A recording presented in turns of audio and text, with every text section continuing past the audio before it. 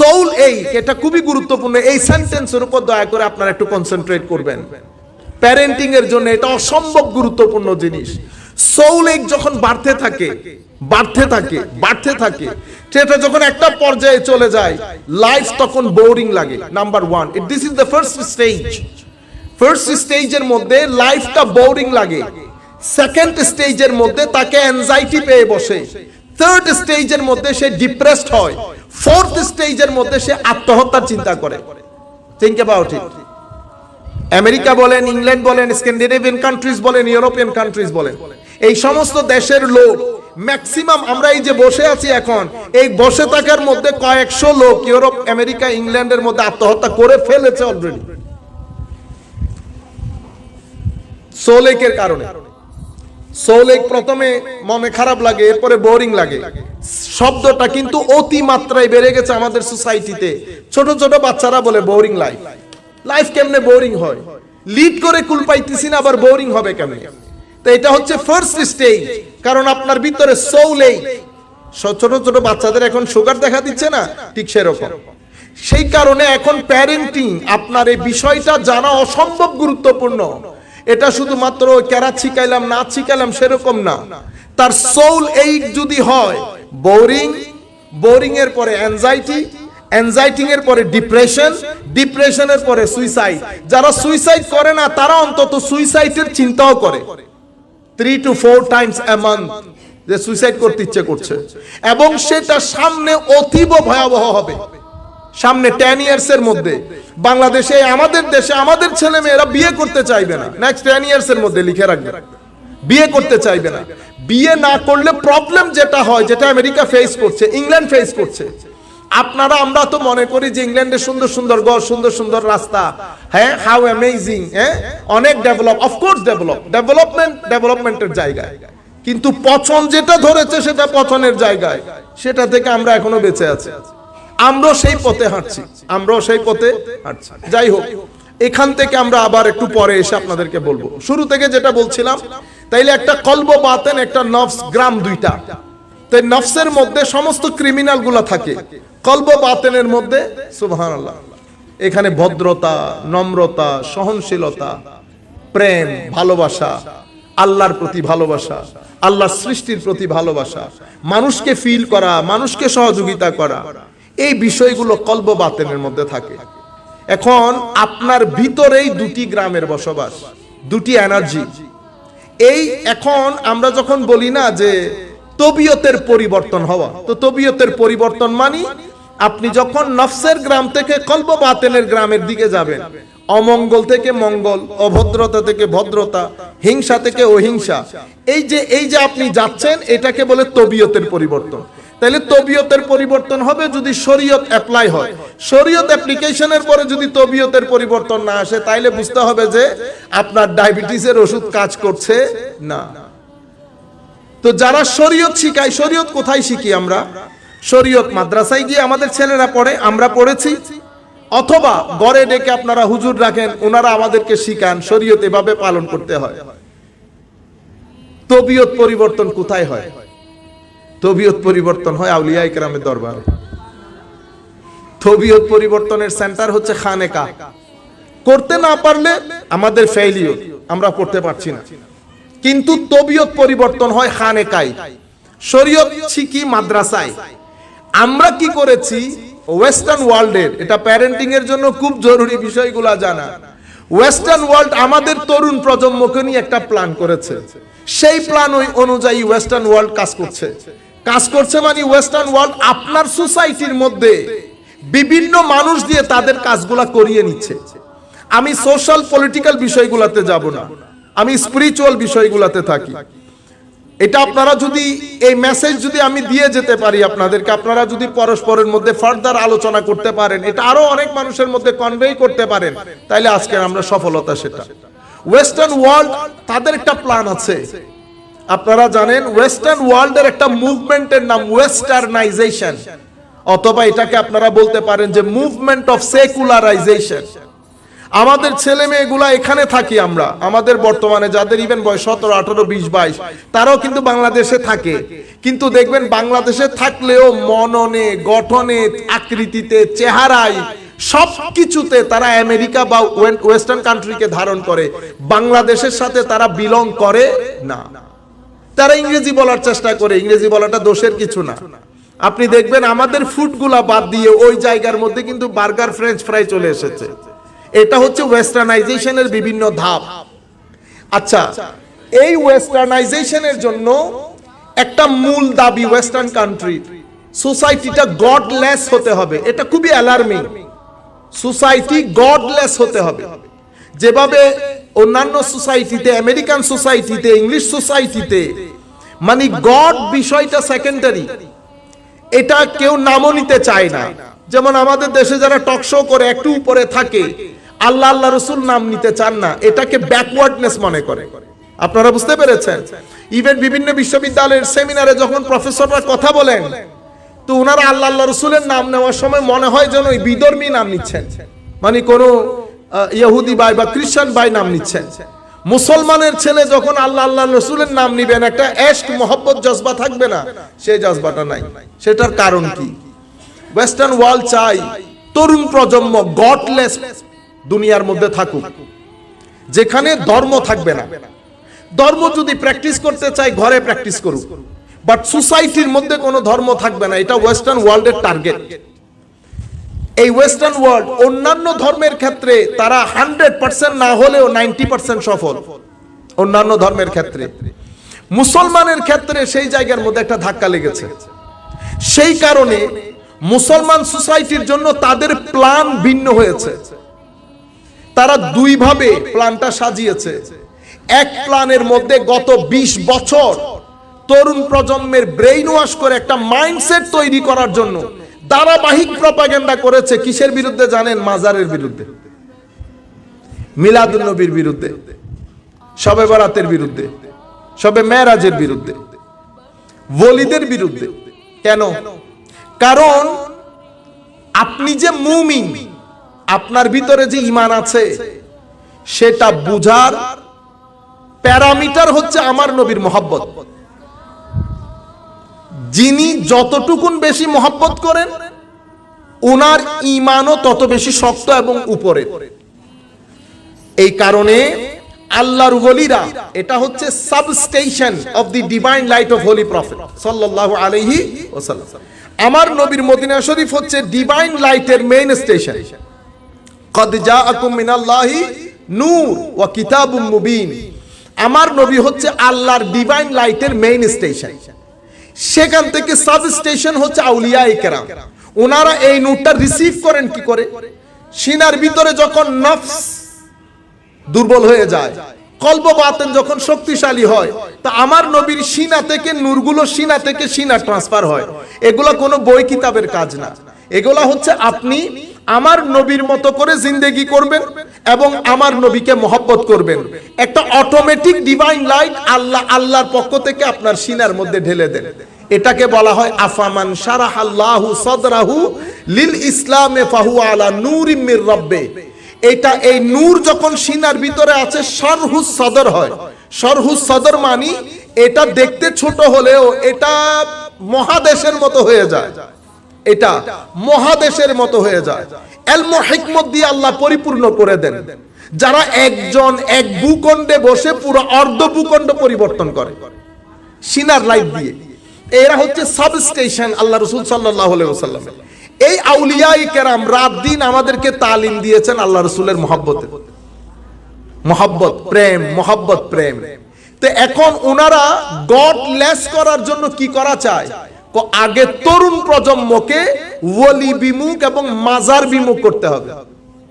তো মাজার বিমুখ করার জন্য একটা মাইন্ডসেট তৈরি করতে হবে।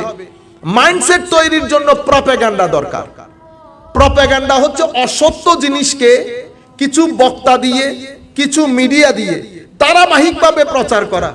এটা মঙ্গলবারে হয়েছে, এটা মঙ্গলবারে হয়েছে, এটা শেষ পর্যন্ত সবাই বিশ্বাসই করেছে এটা মঙ্গলবারে হয়েছে। Art of propaganda. আপনারা জানেন প্রপাগান্ডার জন্য এখন বড় বড় অফিস হায়ার করা হয়।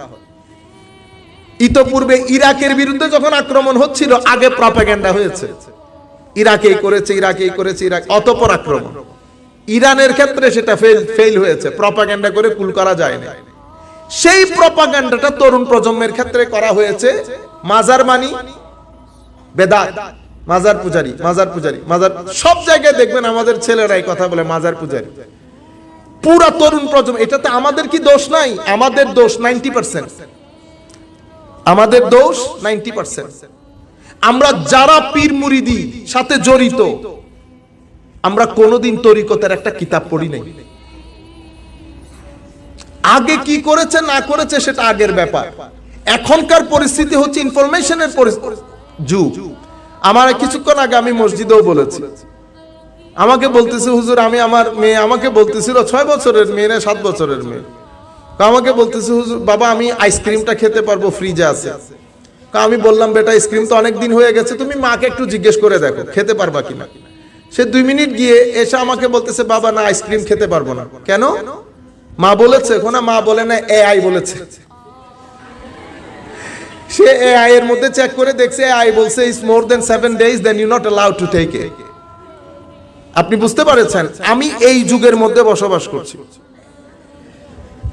এখন আমাদের সামনে চ্যালেঞ্জ হচ্ছে, আমার ছেলেকে 2 জায়গা থেকে বাঁচাতে হচ্ছে। একটা হচ্ছে গডলেস, সে আল্লাহতে বিশ্বাস করছে না, ধর্মে বিশ্বাস করছে না, এখান থেকে বাঁচাতে হচ্ছে। আবার ধর্মে বিশ্বাস করে উগ্রবাদের দিকে চলে যাচ্ছে কিনা সেটা দেখেও বাঁচানো হচ্ছে। সেই কারণে আমার নবী সাল্লাল্লাহু আলাইহি ওয়াসাল্লাম হাদিসে পাকের মধ্যে ইরশাদ করেছেন, তোমাদের মধ্যে প্রত্যেকেই জিম্মাদার, প্রত্যেকে যার যার জিম্মাদারির ব্যাপারে আল্লাহর দরবারে জবাবদিহিতা নিশ্চিত করতে হবে। এবং এই কারণে আমি সূরা লুকমানের, আমি আগে সূরা লুকমানটা পড়ে নেই, এরপরে আমি মূল জায়গার মধ্যে এসে কিছুটা আপনাদেরকে বিশ্লেষণ করব ইনশাআল্লাহ। পবিত্র কোরআনের মধ্যে অনেক সূরার মধ্যে একটা সূরার নাম সূরা লুকমান। সূরা লুকমান, লুকমান আলাইহিস সালাম যদি আমরা বলি, আমি মাঝে মধ্যে আমার ভাইদের আজীব লাগে, সবাই লুকমান আলাইহিস সালাম বলে, কিন্তু আলে বাইতকে আলাইহিস সালাম বলতে গেলে আমরা কি বলি? আলে বাইতকে আলাইহিস সালাম বলা যাবে, তো লুকমান আলাইহিস সালাম যে আলাইহিস সালাম বললেন, লুকমান আলাইহিস সালাম তো নবী না। আপনারা বুঝতে পারছেন? লুকমান আলাইহিস সালামকে আপনারা এতটুকুন বলতে পারেন ইন্টেলেকচুয়াল, হাকিম, নামও লুকমান, হাকিম, উইজডম সম্পন্ন ব্যক্তি। কেমন উইজডম? মানে এমন গুরুত্বপূর্ণ উইজডমের মালিক, যার তাকরীর, যার বক্তব্য, যার ওয়াজ আল্লাহ কোরআন শরীফের মধ্যে বর্ণনা করেছেন। আর আপনার চিন্তা করে দেখি how important, how magnificent he is. হযরতে লুকমান আলাইহিস সালাতু ওয়াস সালাম উনি নবী ছিলেন না বেশিরভাগ উলামায়ে কেরামের মতে। কিছু কিছু উলামায়ে কেরাম বলেছেন নবী, বাট বেশিরভাগ উম্মতের বেশিরভাগ স্কলার বলেছেন উনি নবী নন। আমরা তাকে একজন ইন্টেলেকচুয়াল বলতে পারি, ওলি বলতে পারি। উনি ওনার সন্তানকে ওয়াজ করেছেন।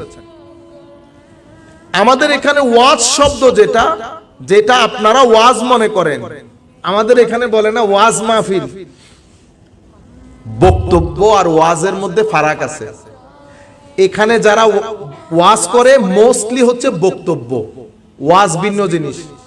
ওয়াজ ভিতর থেকে আসে, আরেকজনের ভিতরে আঘাত করে, আরেকজনের ভিতরকে পরিবর্তন করে, এটাকে ওয়াজ বলে। আল্লামা ইকবাল একটা কথা বলেছেন না, দিল সে জো বাত নিকলতে হ্যায় আসর রাখতে।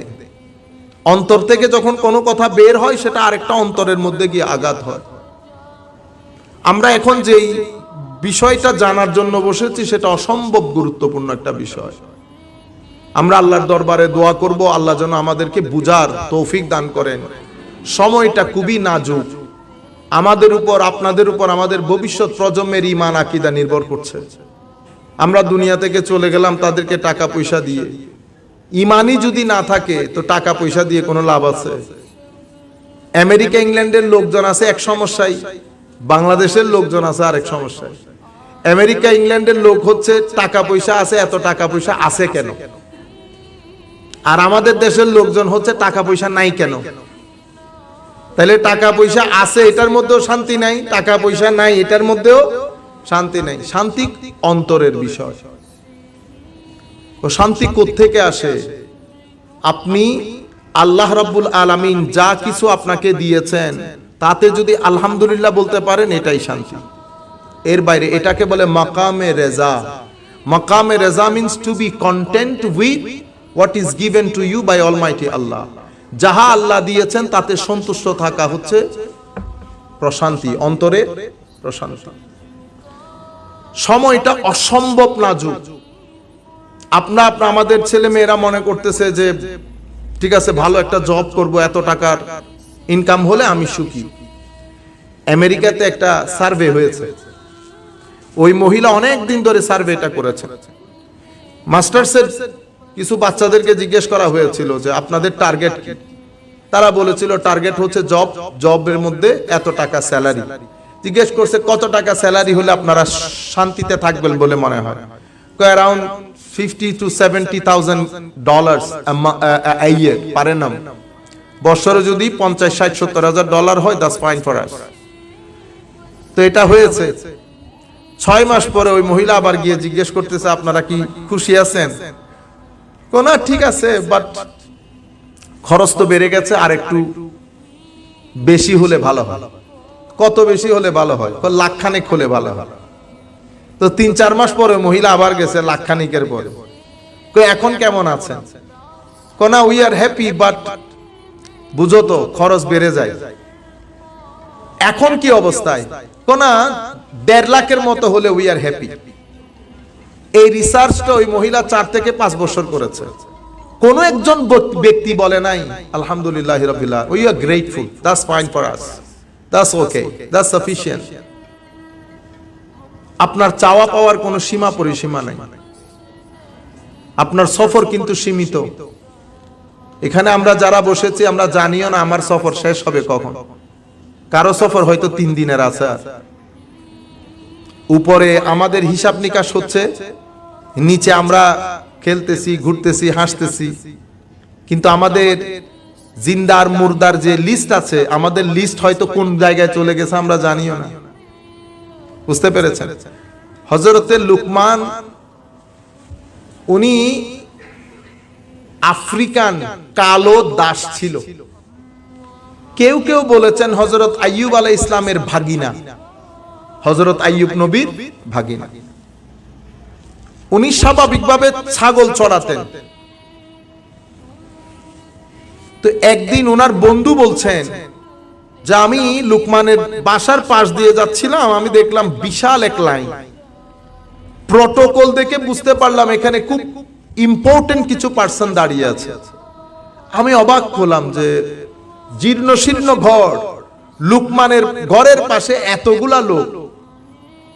পরে মানুষগুলা চলে যাওয়ার পরে আমি 2-1 জনকে জিজ্ঞেস করেছি, সবাই বলল আমরা একটু বুদ্ধি পরামর্শ নিতে এসেছি। অবাক হলেন যে লুকমান আবার বুদ্ধি পরামর্শ কিভাবে দেয়। আমরা অপেক্ষা করলাম, মানুষজন সরে গেল, গিয়ে দেখলাম লুকমান। আমি জিজ্ঞেস করলাম, লুকমান আপনি কি লুকমান? তো উনি বললেন হ্যাঁ আমি লুকমান। তুমি আমাকে চিনতে পেরেছো? আমরা কিন্তু একসাথে ছাগল চড়াতাম। হযরত লুকমান ইসলাম বললেন যে আমি চিনতে পেরেছি আপনাকে। তোমার এই অবস্থা কিভাবে হলো? উনি বললেন আমি জানি না আসলে কিভাবে হয়েছে। মানুষ আমার কাছে আসে, আমি পরামর্শ দেই, সবাই এটা খুব এনজয় করে, বাট আমি বুঝি না আসলে কি হচ্ছে এখানে। তো এই অবস্থায় তুমি কিভাবে পৌঁছেছো? তখন হযরত লুকমান আলাইহিস ইসলাম বললেন আল্লাহুম্মা সাল্লি আলা সাইয়্যিদিনা মুহাম্মাদিন ওয়া আলা আলি সাইয়্যিদিনা মুহাম্মাদিন বারিক ওয়া সাল্লিম। হ্যাঁ, ক্বালা লুকমান, তো আমি জানি না আমি কি করেছি, তবে আমি আমার চোখ হেফাজত করতাম। প্রথম বলেছেন, আমি আপনাদেরকে বলেছি না পজিটিভ এনার্জি আর্ন করলে কি হয়, জবানে তাসির চলে আসে। আপনি যদি 1-2 সপ্তাহ পজিটিভ এনার্জি আর্ন করেন, জবানে তাসির এসে যায়, দেখবেন যেটা বলবেন সেটা হয়ে যায়। একজন আমাকে বলতেছে, হুজুর এই ব্যক্তির সাথে বাইরে যাচ্ছিলাম, তুমুল বৃষ্টি। উনি আমাকে বলতেছেন আচ্ছা চলেন দেখি বৃষ্টি বন্ধ হয়ে যাবে। কতক্ষণ পরে দেখি বৃষ্টি বন্ধ হয়ে গেছে। তো উনাকে তো আমি কিছু বলি নাই, হুজুর এটা কেন হয়? আল্লাহ জবানে তাসির হয়। আমার নবী ইরশাদ করেছেন, যে ব্যক্তি 40 দিন পর্যন্ত নিজের 7 দিন পর্যন্ত নিজের চোখ হেফাজত করে, আমার আল্লাহ নামাজের মধ্যে তাকে রুকু সিজদার যৌক দান করে। মানে সে খুব মজা এবং স্বাদ নিয়ে নামাজ পড়তে পারবে যদি চোখের হেফাজত করে 7 দিন। 40 দিন যে ব্যক্তি ইখলাসের সাথে ইবাদত করে, আমার আল্লাহ তার জবানে তাসির দিয়ে দেয়, যা বলে হবে। তো হযরতে লুকমান বলছেন, আমি দৃষ্টি অবনত রাখতাম সব সময়, দৃষ্টিকে হেফাজত করেছি। এরপরে আমার জবান যা মন চাই বলতাম না, যেখানে প্রয়োজন বলেছি, প্রয়োজন নাই চুপ থেকেছি। এর পরবর্তীতে সবচেয়ে গুরুত্বপূর্ণ বিষয়, খাওয়া দাওয়ার ক্ষেত্রে হালাল খাওয়া বক্ষণ করেছে। রাত ইবাদত, আমাদের ইবাদতের কোনো শেষ নাই, কিন্তু আমি আমার টাকা পয়সা তো চেকও করি নাই হালাল কি হারাম। আপনি আমার ভিতরে যদি আমি হারাম দেই, এরপরে আমি যদি কাবা শরীফের গিলাফ ধরে লটকেও থাকি, কোনো কাজ না। সমস্ত সুফিয়ায়ে কেরাম যাকেই আপনি পড়েন, একদম প্রথম যুগ, মধ্যযুগ, পরের যুগ, আধুনিক যুগ, যেই যুগের সুফিয়ায়ে কেরামকে আপনি পড়েন, তাসাউফকে যখন বলা হয়েছে যে তাসাউফের মেইন ইনগ্রেডিয়েন্ট কি, প্রত্যেক সুফি বলেছেন তাসাউফের মেইন ইনগ্রেডিয়েন্ট 7টা, 8টা, 9টা, এক একজন এক একটা বলেছেন, কিন্তু সকলেই বলেছেন যে হালাল রুজি হচ্ছে তাসাউফের অন্যতম একটা ইনগ্রেডিয়েন্ট। হালাল যা আপনার না, আপনি যদি তা পকেটে দেন, তা আপনি যদি দিয়ে দেন, আপনি শান্তি পাবেন না সোসাইটির মধ্যে। নাম্বার, এর পরবর্তীতে উনি বলেছেন যে আমি বিবাহ বহির্ভূত, আমার বিয়ে বাস। এর পরবর্তীতে সত্যবতা ছাড়া কোনোদিন বলি নাই, জবানে যা বলেছি সত্য বলেছি, আর যদি কথা না থাকে কথা বলিই নাই। এরপরে বলতে কখনো আমি ওয়াদা ভঙ্গ করেছি আমার মনে নাই, আমি সব সময় আমার ওয়াদার প্রতি লুক আফটার করেছি। এই জিনিসটা এখন আমাদের মধ্যে নাই। মেহমানদারিকে সম্মান করা, মেহমানকে এখন আমরা খুব মনে করি যে মেহমান আসলে আগ থেকে কেন বলে আসে নাই, বিভিন্ন ধরনের কথাবার্তা বলি। আপনি যদি চান ঘরের মধ্যে আপনার আয় রোজগারে বরকত হোক, ঘরের মধ্য থেকে অস্থিরতা চলে যাক, মেহমান আনবেন, দাওয়াত করে করে মেহমান আনবেন। মেহমান আসে, মেহমান যায়, আসার সময় কিছু জিনিস দিয়ে যায়, যাওয়ার সময় কিছু জিনিস নিয়ে যায়। মেহমান যাওয়ার সময় ডেফিনেটলি আপনার মনের অস্থিরতা নিয়ে চলে যাবে, আপনি অস্থির হবেন না। মেহমান অস্থিরতা নিয়ে চলে যায়, মেহমান আপনার ঘরের অশান্তি নিয়ে বের হয়, আর মেহমান যখন ঢুকে তখন আপনার বরকত নিয়ে মেহমান ঢুকে। এজন্য আমার নবী হাদিসে পাক ইরশাদ করেছেন, মান কানা ইউমিনু বিল্লাহি ওয়াল ইয়াউমিল আখিরি ফালইউকরিম দাইফা আও কামা ক্বালা রাসূলুল্লাহ সাল্লাল্লাহু আলাইহি ওয়াসাল্লাম। আপনি যদি মনে করেন আপনি মুমিন, আপনি যেন অবশ্যই মেহমানকে মেহমানদারি করেন। কিন্তু আমাদের এখন এই যে সোসাইটি অস্থিরতার দিকে চলে গেছে না, আমাদের এখানে মেহমান আসেই না। এখন মেহমান কি, বোন এসে ভাইয়ের বাসায় থাকে না, এক অদ্ভুত বিষয়। আর আমাদের জিন্দেগিতে আমরা এই যে প্যারেন্টিং এর ক্ষেত্রে মূল জায়গা যেটা হয়, যেমন একটা হচ্ছে আমার বোন আর একটা হচ্ছে আমার স্ত্রীর বোন। এখন আপনি যদি এক পেশে হন, তো প্যারেন্টিং ড্যামেজ করে দিয়েছেন, সন্তান ড্যামেজ করে দিয়েছেন। আপনি নিজে তাকে জাহান্নামের রাস্তায় পুশ করেছেন, আপনি সবকিছু আপনি কেন্দ্রিক করে ফেলেছেন। আমার স্ত্রী যদি আমার স্ত্রী কেন্দ্রিক করে নেয়, অথবা আমি যদি আমি কেন্দ্রিক করে নেই, তাহলে তো এখানে আমার সন্তানদের যে সুষ্ঠু বর্ধন ক্রিয়া, এটাকে তারবিয়া বলে। তারবিয়া একটু পরে আমি আসতেছি। তাহলে তারবিয়া তো আমি শুরুতেই ড্যামেজ করে দিয়েছি। এরপরে আপনি তাকে সূরা ইয়াসিন, সূরা রহমান মুখস্থ করে পুরা কোরআন শরীফ মুখস্থ করে দিয়ে কোনো লাভ নাই। আমরা ভুল বুঝি জিনিসগুলো, আমরা মনে করি মাথায় টুপি দিয়ে দিয়েছে আমার সন্তান ঠিক হয়ে গেছে। না, আপনি তরবিয়তে গন্ডগোল করে ফেলেছেন। সন্তান যখন দেখবে, আমার ছেলে মেয়ে যখন দেখবে এখানে তার নানার বাড়ির ডমিনেন্স বেশি বাপের বাড়ির চেয়ে, তাইলে স্বাভাবিকভাবে তার মেন্টালিটি গ্রো যখন করবে, ডেভেলপ যখন হবে, তখন ওই নেগেটিভ এনভায়রনমেন্ট নিয়ে ডেভেলপ হবে। ওখান থেকে আমরা পজিটিভিটি আশা করতে পারবো না।